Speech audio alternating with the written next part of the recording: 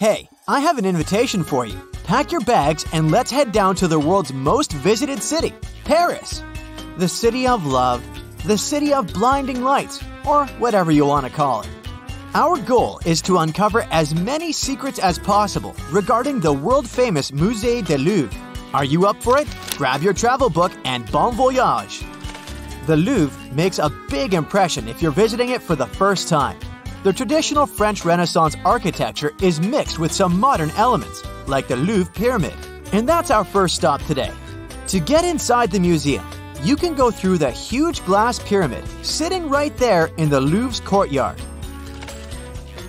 If you're wondering what's the deal with this pyramid, let's stop here for a few minutes and learn some more about it. The Louvre Pyramid hasn't been here since the beginning. After all, the Louvre's main building, aka the Louvre Palace, dates back to 1190. But before it looked like what you see today, this place was a castle, full of moats and dungeons. And not dragons, because those aren't real, unfortunately. Anyways, the palace was commissioned by French King Philip II. Oh, and you can check out some of the medieval Louvre in the museum's basement. The Louvre only became a museum quite recently, historically speaking. In 1793, after the French Revolution, the nation decided that this building would be used to display France's prized collection of art. It wasn't until the 1980s that the idea of the glass pyramid came along. Then President François Mitterrand issued a big renovation of the Louvre. The project was called Grand Louvre, and it included the construction of a new entrance for visitors. By the 80s, the museum had already been receiving millions of visitors per year, and the entrance would often get crowded. And that's when foreign architect Io Ming Pei comes along. Mitterrand hired Pei to build an entrance that would connect the museum's 3 pavilions, and if you ask me, I'd say he did a pretty good job. We're talking about 200 tons of glass and iron. Not to mention that this glass, the so-called diamond glass, was specially designed to be completely transparent, without any green or blue tint to it. Pei wanted visitors to have a clear view of the main buildings without the glass interfering with it.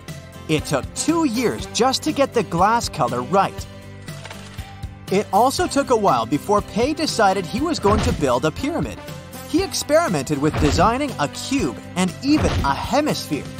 But since the original building doesn't have any curves, this would make the courtyard piece too out of context.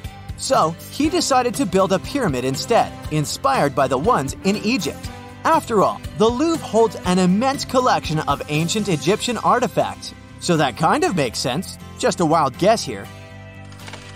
The thing is, the French are pretty critical, and once the Louvre Pyramid was finished in 1988, it became the center of a very heated debate.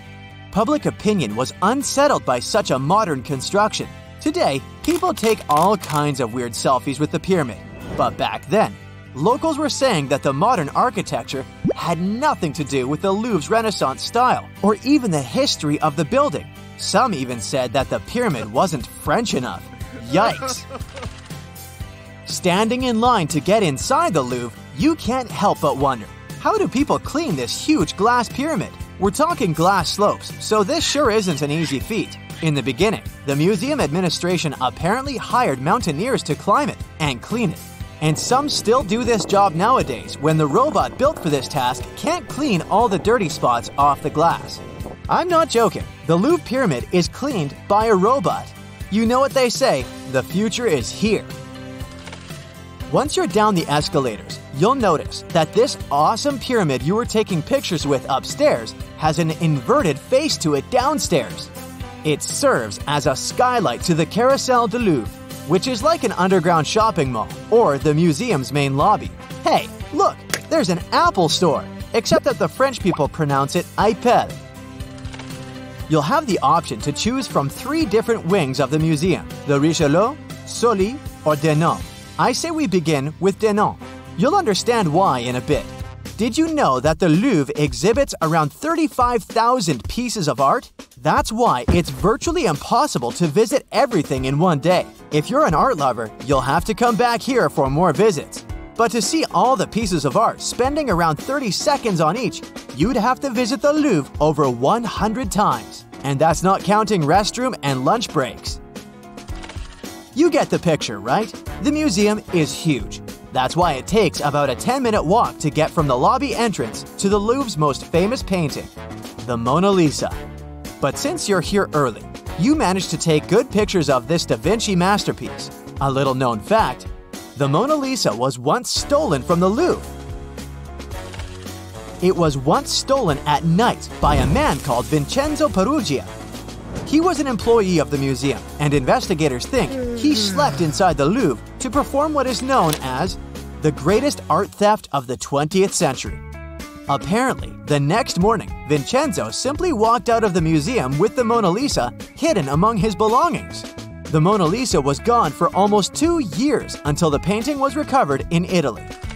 Who knows, maybe she enjoyed the trip back to her homeland.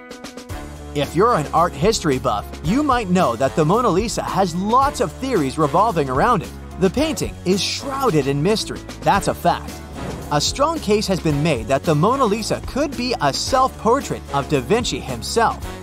Historians have compared Da Vinci's face and that of the Mona Lisa, and guess what?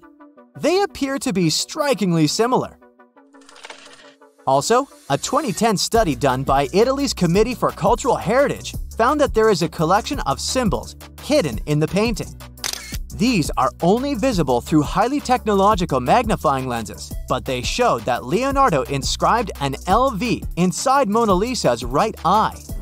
Experts guess that this is Da Vinci's signature, but the other symbols, a CE in the left eye and a 72 in the arch of the background bridge, are still a mystery. But enough about La Gioconda. We want to get to the Soli wing of the museum. Along the way, you'll see some people sitting in front of paintings with a drawing book or even a canvas. Is that allowed? Yep, this is a very interesting feature of the Musée du Louvre. The museum houses an art school called École du Louvre. The students of this school, as well as other Parisian institutions, can get permits to sit in front of paintings and copy them. This way, promising young artists can learn directly from the source. They copy the works of Renoir, Monet, and Poussin, trying to figure out the techniques these painters used. Can I sign up for this, please? To finish your tour, you're visiting the ancient moat we talked about earlier in this video. You know, the one that was part of the original Louvre when it was still a castle. Thanks to the archaeological excavations that happened in the 1980s, this part was uncovered and has been open for visitation since 2016. You can even see a miniature model of what the original castle looked like. And if you visited other landmarks in Paris, you'll notice that it's pretty similar to the Conciergerie. I wonder if they've ever thought about producing cheese down here. It seems like the perfect place. Oh well, I hope you enjoyed learning some secrets of the world's most famous museum. See you next time!